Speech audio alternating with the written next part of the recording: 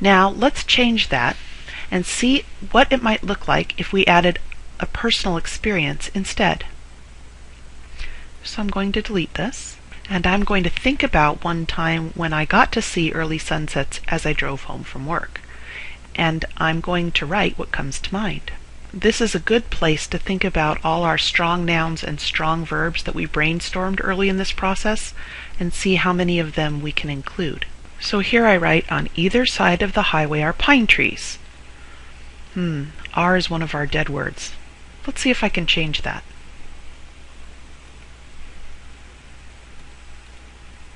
How about, on either side of the highway, beautiful pine trees reach up toward the darkening sky. So I used reach as though those pine trees are human beings, and they're reaching up towards the sky. But then I used the word beautiful, which really doesn't tell me much about pine trees. Let's see what I could use instead. How about stately pine trees? Or snow-covered pine trees? Or snow-covered Douglas firs reach up toward the darkening sky? So each time I become more and more specific in my choice of nouns and verbs, my sentence becomes better. The sky turns pink, then it turns purple, then it turns really dark blue, then it turns gray. I like this detail because it has a lot of good information. But here's something to be careful of. Any sentence that starts with then is a run-on sentence. It needs to be connected to a previous sentence, or the then just needs to be taken out.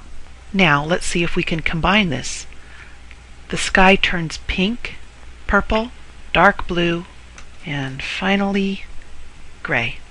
I fixed up all my punctuation there, and I'm going to remind you that when you have things in a series, pink, purple, dark blue, and finally gray, you put commas between them. Pink, comma, purple, comma, dark blue. You could use a comma, but not if you use the word and.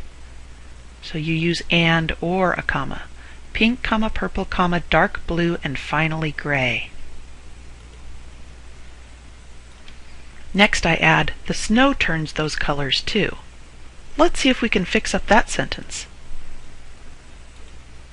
The snow on the mountains and trees change colors too. That's a little better. Let's see if we can make it even better. If I'm going to change a word, it helps to grab that word without its endings, right-click, and slide down here and look at your synonyms. I have alter, modify, vary, transform. Ooh, I like transform. Transform colors too. Let's see if there's another word for transform. Back down to my synonyms. Convert, makeover, alter, change. Okay, well, transform is better. Transform colors too.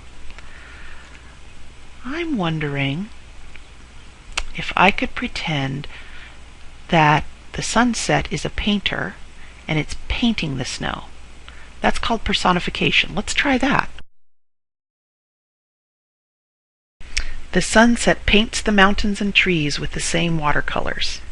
Now that's a good sentence. Let's read our elaboration. Tied to our detail, tied to our topic sentence.